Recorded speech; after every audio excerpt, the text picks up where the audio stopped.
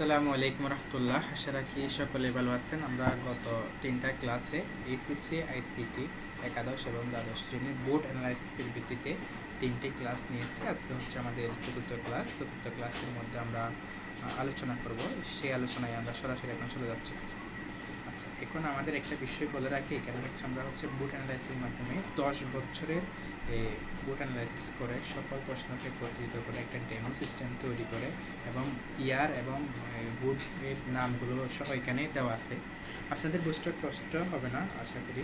তাই আমরা এখন চতুর্থ টপিক্স নিয়ে আলোচনা করতে চাই। আমাদের চতুর্থ টপিক্সের নাম হচ্ছে বায়ো ইনফরমেটিক্স এবং ন্যানো টেকনোলজি। হ্যাঁ, আমরা এখন দৃশ্যকল্প একটা দেখব। এখানে দৃশ্যকল্প একের মধ্যে কী বলা হচ্ছে সেটা নিয়ে আমরা আলোচনা করব ইনশাআল্লাহ। সেটা দেখেন, তাহলে একজন ডাক্তার ক্যান্সারের ভাইরাসের জিনগত বৈশিষ্ট্য এবং ডিএনএ এর বিশাল ডাটাবেস বিশ্লেষণ করার জন্য একটি বিশেষ কম্পিউটার অ্যালগরিদম এবং পরিসংখ্যানমূলক সফটওয়্যার ব্যবহার করেন, যা জীবন রক্ষাকারী ওষুধ আবিষ্কারের ভূমিকা রাখে। আচ্ছা, এখানে তাহলে একজন ডাক্তার মূলত ডিএনএ ডাটাবেস তৈরি করে এবং এটা ক্যান্সারের জন্য ক্যান্সার নিরাময়ী ওষুধ আবিষ্কারে ভূমিকা রাখে। এখন দ্বিতীয় দৃশ্যকল্পটা আমরা দেখি।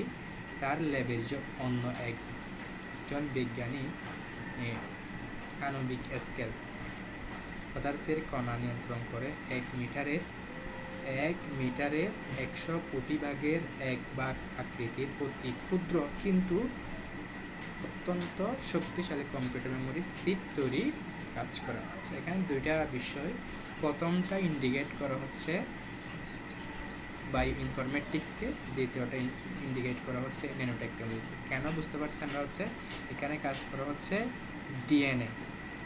এখানে কাজ করে কি নিয়ে? ডিএনএ নিয়ে এখানে বিশাল ফিল্ডে কাজ করে। আর অন্যদিকে আমরা যেটা বুঝতেছি ন্যানো টেকনোলজি হওয়ার কারণ 1 মিটারের 100 কোটি ভাগের 1 ভাগ, এটা 10 ইনভার্স আমরা 9 দিয়ে যেটা লিখি আর কি। 10 ইনভার্স কত দিয়ে? 9 দিয়ে। সুতরাং দ্বিতীয় পয়েন্ট নির্দেশ করতেছে ন্যানো টেকনোলজি, প্রথম পয়েন্ট নির্দেশ করতেছে বায়ো ইনফরমেটিক্স। আচ্ছা, এখন আসি আমরা ন্যানোমিটার অর্থাৎ প্রশ্নগুলো বলতেছি।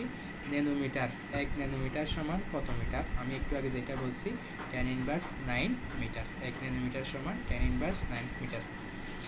ন্যানো টেকনোলজি চিকিৎসা ক্ষেত্রে বৈপ্লবিক পরিবর্তন আনেছে।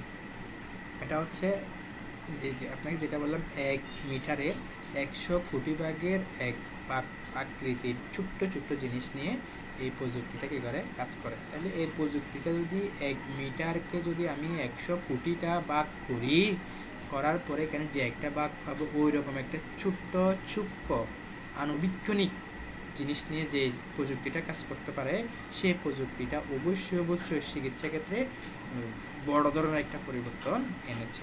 আচ্ছা, এখন আসেন দৃশ্যকল্প একে যে ডাক্তারের জীববিজ্ঞান সংক্রান্ত তথ্য প্রসেস করতে আইসিটির কোন ক্ষেত্রটি ব্যবহার করা হয়েছে। অর্থাৎ এখানে আইসিটির মধ্যে কোন ক্ষেত্রটি ব্যবহার করা হয়েছে সেটা আমরা আগেই বলেছি। বায়ো ইনফরমেটিক্সটা কী করা হয়েছে? এখানে ব্যবহার করা হয়েছে। আচ্ছা, আমি এখন আলোচনার সুবিধার জন্য বায়ো ইনফরমেটিক্সের কিছু স্লাইড এবং পিডিএফটা আপনাদের সাথে শেয়ার করতেছি, এটা কীভাবে কাজ করে সেটা নিয়ে। আচ্ছা, এখন বায়ো ইনফরমেটিক্সে প্রথম আমাদের বুঝতে হবে বায়ো ইনফরমেটিক্সটা কী এবং কীভাবে কাজ করে। বায়ু মানে কতগুলো মানুষ অথবা জিন অথবা উদ্ভিদ অথবা প্রাণী থেকে সংগ্রহিত ইনফরমেশন অথবা তথ্য। মেট্রিক্স মানে একটা খণ্ড অথবা কলাম। হ্যাঁ, তাহলে বায়ুগুলো যখন আমরা নিয়ে অর্থাৎ ইনফরমেশনগুলো যখন আমরা নিয়ে একটা কলাম আকারে অথবা একটা স্তম্ভ আকারে অথবা একটা সংগ্রহিত করব, তখন সেটাকে আমরা বলবো বায়ো ইনফরমেটিক্স। আচ্ছা, এই প্রযুক্তিটা মূলত কম্পিউটারের অ্যালগরিদম এবং পরিসংখ্যানের বিশাল ভূমিকা রাখে। কারণ বিভিন্ন ধরনের জটিল প্রযুক্তিগুলোকে, বিভিন্ন ধরনের জটিল কাজকে এটা প্রয়োগ করার মাধ্যমে আমাদের সফলতাটা এনে দেয়। আচ্ছা, এখন অন্য একটা যে বিষয়টা আছে সেটা আমাদের জিনের ম্যাপিং, ডিএনএ সিকোয়েন্সি, জিনোম সিকোয়েন্সি আপনারা অবশ্যই নাম শুনে থাকেন। হ্যাঁ, ভাইরাস আণবিক গঠন খুব দ্রুত বের করা সম্ভব কিসের মাধ্যমে? বায়ো ইনফরমেটিক্সের মাধ্যমে। এখন দেখেন, আমরা তথ্যটাকে বুঝিয়ে আমরা ধাপ 3-এর মধ্যে যেটা লিখি সেটা এখানে হচ্ছে শুধুমাত্র শুধুদের তথ্য হবে সেটা না, এখানে কম্পিউটার অ্যালগরিদম লাগবে, সফটওয়্যার লাগবে এবং এই ডাটাগুলোকে বিশ্লেষণ করতে হবে। এখানে হচ্ছে যে ডাটাগুলো সংগ্রহের জন্য রাখবে সেগুলো রাখবো, বাকি ডাটাগুলো আমাদের কী করতে হবে, রিমুভ করতে হবে। তাহলে এই প্রক্রিয়াটি সম্পূর্ণভাবে একটা আইসিটির অন্তর্ভুক্ত এবং আইসিটির মধ্যে ওই শাখার অন্তর্ভুক্ত যে শাখাটি হচ্ছে বায়ো ইনফরমেটিক্সের আওতাভুক্ত। আশা করি বুঝতে পারছেন। এখন আমরা তৃতীয় প্রশ্নটা একটু পড়ি। দৃশ্যকল্প 2 আলোকিত আণবিক স্কেলে প্রযুক্তির ব্যবহার ও আইটি শিল্পে এর গুরুত্ব মূল্যায়ন করো। তাহলে দৃশ্যকল্প 2 মধ্যে আমরা যেটা বলছি এটা হচ্ছে ন্যানো টেকনোলজি। তাহলে ন্যানো টেকনোলজির মধ্যে আমাদের প্রযুক্তি এবং আইটি শিল্পের মধ্যে প্রযুক্তি এবং আইটি শিল্পে এটার গুরুত্বটা আমাদের মূল্যায়ন করতে বলছে। আচ্ছা, এখন আমরা একটু স্লাইডের দিকে আসি, আপনাদের যাতে একটু বুঝতে অথবা জিনিসগুলো জানার জন্য সহজ হয় সেটার জন্য। আচ্ছা, আমি একটু আগে বলছি এবং প্রশ্নে উল্লেখ করা আছে 1 থেকে 100 ন্যানোমিটার স্কেল কাজ করে, সেটা হচ্ছে কোনটা, ন্যানো টেকনোলজিটা।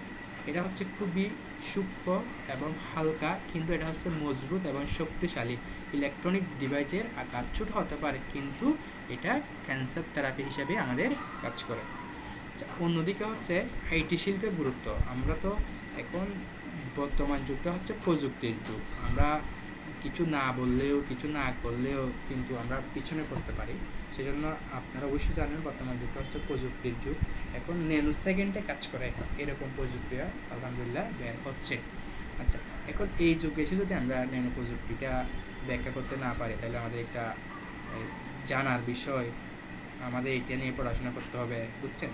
আচ্ছা, এখন প্রযুক্তিটা দেখেন, আমাদের শিল্প কারখানা বলুন আপনি, আমাদের আগে হচ্ছে মেমোরি আবিষ্কার হয়েছিল হচ্ছে অনেক বড়, অথবা কম্পিউটার আবিষ্কার হয়েছে বড়। দিন দিন এগুলোকে ছোটো করতে করতে ল্যাপটপ, কম্পিউটার, ফার্মটপ এগুলোতে নিয়ে আসছে, কিন্তু এই জিনিসটা হচ্ছে খুবই ছোটো এবং দ্রুত গতিতে কী করে এটা কাজ করে। আকারটা যদিও, এরপর হচ্ছে আকার সংকোচন ও ক্ষমতা বৃদ্ধি। এখন আকারটা আমরা বলছি আকারটা হচ্ছে অত্যন্ত ছোটো, হ্যাঁ, এবং সীমা হচ্ছে খুবই সূক্ষ্ম। এটা হচ্ছে ন্যানো আকার ধারণ করবে, এটা শিপ, হ্যাঁ, ন্যানো ট্রানজিস্টর তৈরি করে কম্পিউটারের আকার ল্যাপটপ থেকে পকেটে নিয়ে আসা সম্ভব হয়েছে। তাহলে একটু আগে আমি যেটা বলছি ল্যাপটপ, কম্পিউটার, ফার্মটপ, এটা দিন দিন ক্রমান্বয়ে ছোটো করতে করতে এই পর্যায়ে চলে আসছে। আচ্ছা, মেমোরি স্পেস 1000 গুণ বেড়ে যাচ্ছে। তাহলে আগে একটা দেয়ালের সমান, আগে একটা রুমের সমান কম্পিউটার যেগুলো ছিল সেগুলোতে মেমোরি কম থাকতো কিন্তু সাইজটা বড় ছিল, কিন্তু এখন সাইজ ছোটো হচ্ছে, মেমোরির আকারটা বৃদ্ধি পাচ্ছে। তাহলে এটা আমাদের জন্য অবশ্যই অনেক ধরনের সুযোগ সুবিধা নিয়ে আসছে।